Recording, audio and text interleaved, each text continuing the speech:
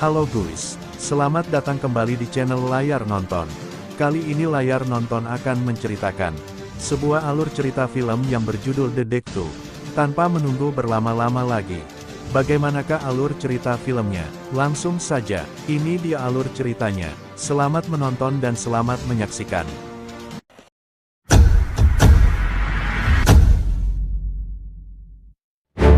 Film ini menceritakan tentang 7 orang yang tergabung dalam pasukan khusus yang mendapatkan misi khusus untuk berusaha membasmi para teroris ISIS. Mereka menjalankan misi penyelamatan seorang jurnalis wanita Turki yang ditawan oleh kelompok pasukan ISIS. Scene kemudian memperlihatkan seorang jurnalis wanita. Ia bernama Zaida Balaban yang kini sedang disandera oleh para teroris ISIS, karena telah lancang menerbitkan berita tentang kekejaman pasukan teroris itu. Di sini Zaida akan dieksekusi mati dengan digorok lehernya. Mereka melakukan itu sambil merekamnya dan menyiarkannya secara live di seluruh sosial media. Supaya semua melihat, dan tindakan ini juga sebagai peringatan bagi siapa saja yang melakukan hal yang sama akan senasib dengannya. Tidak diduga ternyata di sana sudah ada pasukan militer Turki yang sedari tadi sudah ada di sana dengan menyamar menjadi masyarakat biasa. Mereka di sana bertugas menyelamatkan reporter itu.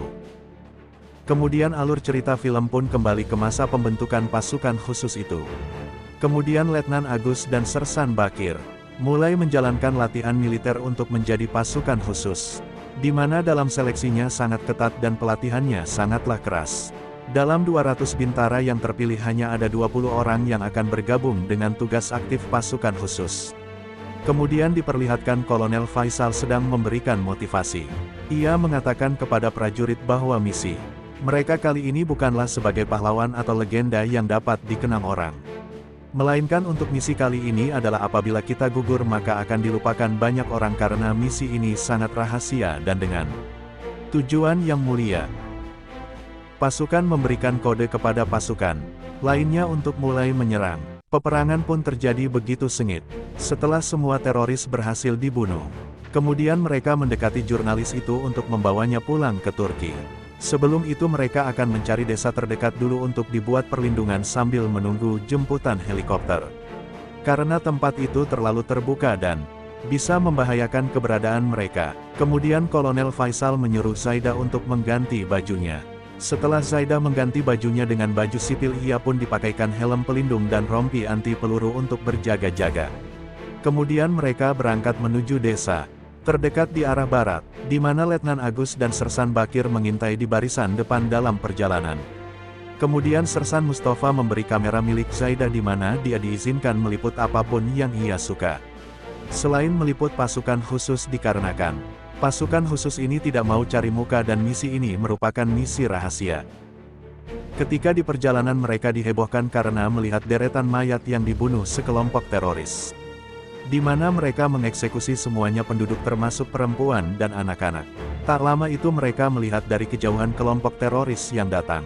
Kemudian pasukan khusus bersiap untuk menyerangnya dengan menerapkan strategi yang sudah didapatkan dalam pelatihan. Dan terjadilah pertempuran yang epik. Lagi-lagi pasukan khusus berhasil menghabisi pasukan teroris itu. Setelah semuanya selesai mereka lalu mendekati lokasi dan memeriksa mobil para teroris. Dan tak lama Kolonel Faisal mendapat kabar dari Dorgan dari markas melalui saluran komunikasi. Ia memberitahukan bahwa situasi memburuk, di mana para kelompok teroris itu mengepung gunung untuk dan menutup perbatasan. Sehingga mereka harus mencari tempat perlindungan yang aman terlebih dahulu sampai situasi membaik. Zaida yang mendengar itu, Zaida lalu menanyakan kepada mereka kenapa tidak ada bala bantuan yang membantu mereka. Kemudian mereka menjawab tidak akan ada bala bantuan yang membantu mereka. Sebab operasi yang mereka lakukan adalah operasi rahasia. Sehingga mereka tidak akan mendapatkan bala bantuan apapun. Hanya tim mereka yang dapat menyelamatkan mereka sendiri. Kemudian Zaida menunjukkan suatu tempat kepada mereka di mana tempat itu diperkirakan aman. Kemudian mereka pun segera pergi menggunakan mobil para teroris yang sudah mereka lumpuhkan tadi menuju tempat yang dimaksud Zaida. Ternyata tempat itu adalah makam seorang Raja Al-Qadia.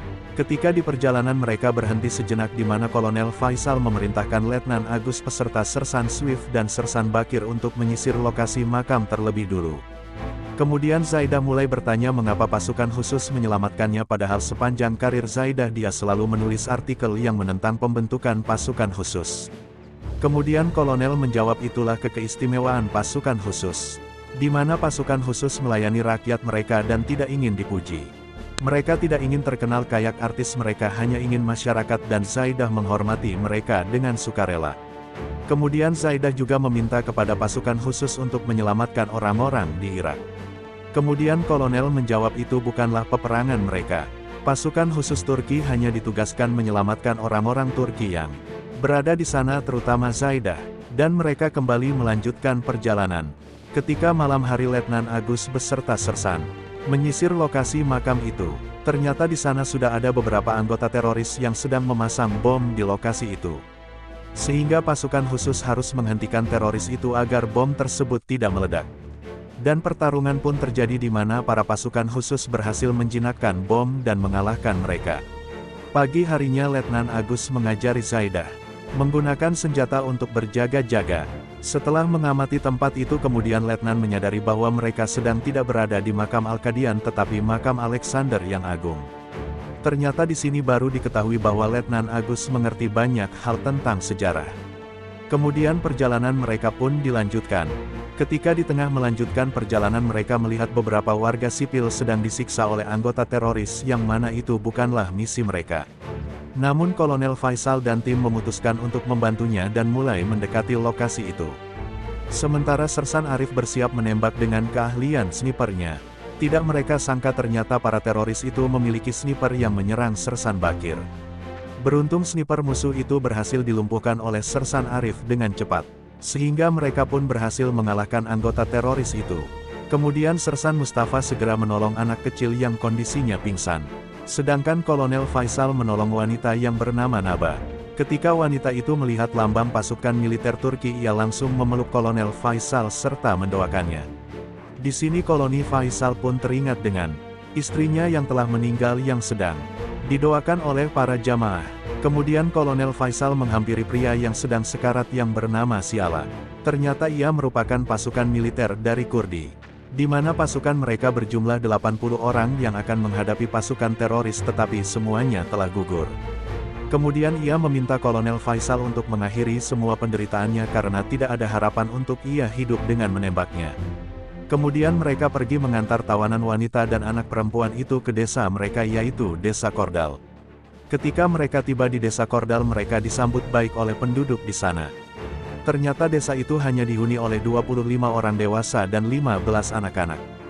Di mana hanya seorang pria yang bernama Hasan, satu-satunya laki-laki yang bisa mengangkat senjata, itu pun kakinya dalam keadaan cedera. Kemudian Hasan mempersilahkan pasukan khusus itu untuk beristirahat dan memberikan hidangan santapan kepada mereka sambil berbincang-bincang. Namun tiba-tiba saluran komunikasi terhubung.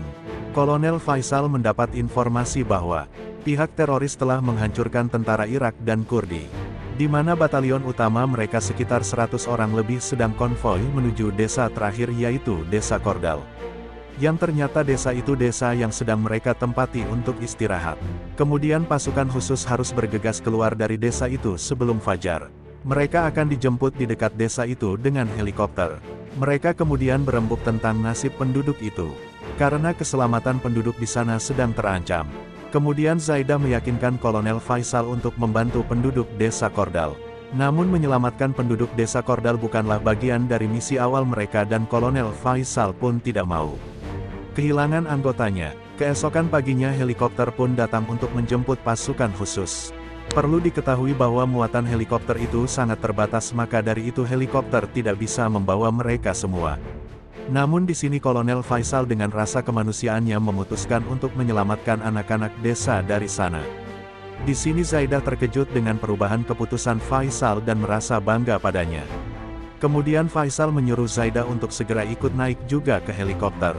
Namun Zaidah memutuskan untuk tetap tinggal di sana dan membantunya. Namun Kolonel Faisal menolaknya karena misi utamanya adalah menyelamatkannya. Kemudian Kolonel Faisal juga meminta Zaidah untuk tidak membicarakan tentang misi penyelamatan ini dan tidak menulisnya ke publik. Biarkan semua ini akan menjadi rahasia karena pasukan khusus merupakan bayangan. Apapun yang mereka lakukan tidak boleh Diketahui publik, dengan berat hati Zaidah pun berjanji. Sebelum pergi Kolonel Faisal memberikan surat kepada Zaidah dan hanya boleh dibuka ketika Zaidah sudah tiba di Turki. Dengan tersenyum lalu mereka mengibarkan bendera Turki di puncak desa Kordal. Karena rasa nasionalisme mereka harus mempertahankan tanah air mereka dan juga banyak orang Turki yang tinggal di sana. Mereka mulai merancang strategi penyerangan. Karena pasukan teroris yang akan mereka hadapi kali ini sangat banyak dan bersenjata lengkap. Kemudian Sersan Mustafa dan Sersan Bakir menjelaskan seluruh sisa alat tempur yang mereka miliki. Dan dilanjutkan Letnan Agus yang ahli geografi menjelaskan tentang lokasi desa Kordal. Kemudian mereka mulai memasang jebakan bom dan membagi tugas. Di mana Letnan Arif sang sniper ditempatkan di menara masjid dengan yang didampingi oleh Hasan yang akan menjaga di bawah. Sementara Letnan Agus, Sersan Mustafa, Sersan Bakir dan Kolonel Faisal akan ada di garis depan. Ternyata mereka masih membutuhkan satu orang lagi untuk membawakan amunisi ketika mereka kehabisan amunisi. Karena semua persediaan amunisi diletakkan di sebuah rumah yang jadi tempat perlindungan terakhir apabila mereka terdesak. Kemudian ada seorang wanita menawarkan dirinya untuk membantu jadi pengantar amunisi itu. Kemudian mereka menggunakan gudang batubara sebagai tempat perlindungan untuk semua penduduk desa. Kolonel Faisal mengatakan kepada penduduk itu bahwa semua pintu akan ditutup dan ia juga berpesan apapun yang terjadi mereka tidak boleh keluar. Setelah semua persiapan dilakukan mereka dianggap selesai. Kini hanya tinggal menunggu pasukan teroris datang, di mana mereka mengisi selang waktu itu dengan bercerita tentang pengalaman percintaan mereka masing-masing. Kemudian pasukan teroris yang mereka tunggu datang. Kemudian mereka segera mengambil posisi masing-masing. Tak disangka ternyata pasukan teroris yang datang berjumlah 200 lebih dengan bersenjata lengkap dan dengan pasukan tank. Perlu diketahui pada pertempuran kali ini, bahwa pasukan khusus yang beranggota 7 orang akan bertempur dengan pasukan teroris yang berjumlah 200 orang lebih dengan pasukan tanknya. Kemudian pasukan khusus mulai meledakkan bom yang sudah terpasang. Lalu mereka menyerang satu persatu teroris yang tidak mati akibat ledakan bom tadi. Peperangan pun dimulai, saling serang baku tembak terjadi. Ternyata persembunyian Kolonel Faisal dan Letnan Agus mulai diketahui pasukan teroris. Sementara senapan yang dipakai Hasan mengalami kerusakan sehingga ia hampir saja terbunuh. Beruntung ia dapat diselamatkan oleh Sersan. Kondisi mulai tak terkendali di mana tank musuh sudah mulai mendekat dan membidik menara. Di sini Kolonel Faisal membutuhkan roket RPG untuk menghadapi tank tersebut. Kemudian wanita pengantar amunisi langsung berlari mengantarkan roket itu kepada Kolonel Faisal. Tiba-tiba tank itu mengincar menara dan akan menembaknya. Kemudian Sersan Mustafa yang melihatnya, langsung memberitahu Sersan Arif untuk segera turun, karena terlambat beberapa detik menara tersebut berhasil ditembak hancur oleh tank itu. Beruntung Sersan Arif berhasil melompat dari menara itu. Kemudian Letnan Agus berhasil menghancurkan tank tersebut dan Sersan Arif berhasil selamat. Namun pasukan teroris yang lain mulai mendekat. Karena terdesak, Kolonel Faisal memerintahkan pasukannya untuk berkumpul di benteng pertahanan terakhir. Dan mereka pun segera pergi ke benteng pertahanan terakhir mereka. Ketika berlari, wanita pengantar amunisi itu tertembak di kakinya dan Letnan Agus segera menggendongnya. Sementara Sersan Mustafa kini terkepung dan ia dijadikan tawanan oleh musuh. Karena tidak mau menyerah ke teroris, Mustafa memilih meledakkan dirinya dengan granatnya untuk membunuh musuh di sekelilingnya. Dia rela mati demi tanah airnya. Kemudian Sersan Arif membantu membawa Hasan yang terluka parah. Ketika mereka akan pergi, Sersan Ashraf tertembak di dadanya karena tahu ia tidak akan selamat. Ia menawarkan badannya dan mempertahankan posisinya dan menyuruh Sersan Arif menjadikannya perisai. Di mana Sersan Arif tidak mau melakukannya, tetapi Sersan Ashraf memaksanya hingga Sersan Arif mulai membunuh orang yang telah membuat Sersan Ashraf gugur. Setelah itu semua pasukan khusus yang tersisa berkumpul di benteng pertahanan terakhir. Di mana peluru mereka sudah menipis dan mereka kini terkepung. Di sana mereka bertahan dengan peluru yang tersisa. Kemudian dari kejauhan terlihat musuh yang ingin melakukan bom bunuh diri yang berlari ke benteng. Kemudian Kolonel Faisal yang tidak bisa lagi menembaknya karena kehabisan peluru. Akhirnya Kolonel Faisal memutuskan untuk menghadang secara langsung sebelum bom itu mendekati benteng pertahanan terakhir. Namun sayangnya Kolonel Faisal harus tertembak. Kemudian Hasan yang juga melihat itu ia berlari menghentikan bom bunuh diri itu. Ia pun mati ketika bom itu meledak. Melihat itu Letnan Agus langsung membunuh musuh yang tersisa. Mereka pun akhirnya berhasil mengalahkan dan menghabisi semua teroris itu dengan sengit dan habis-habisan. Kemudian Letnan Agus menghampiri Kolonel Faisal yang terluka parah. Di sini Kolonel Faisal memberinya kertas putih, atau sebuah surat yang boleh ia buka dan baca ketika sudah di Turki, dan Kolonel Faisal pun meninggal. Kemudian penduduk desa yang masih selamat mengucapkan rasa terima kasihnya kepada pasukan khusus tersebut karena sudah dibebaskan dari para teroris ISIS. Kemudian jemputan helikopter pun datang. Ketika sudah sampai di Turki, Letnan Agus langsung membaca isi kertas dari Kolonel Faisal, di mana dia menulis tentang anaknya, dan Kolonel Faisal ingin anaknya kelak menjadi seperti Zaidah yang memiliki hati nurani pengetahuan dan menyukai tantangan. Di mana Kolonel Faisal juga mengkritik negara dan militer dan ingin ungkapkan kesalahannya demi cintanya pada tanah air di bawah kibaran bendera Turki. Kemudian film pun berakhir. Terima kasih sudah menonton alur cerita filmnya sampai selesai. Sampai jumpa di alur cerita film selanjutnya dan selamat beristirahat.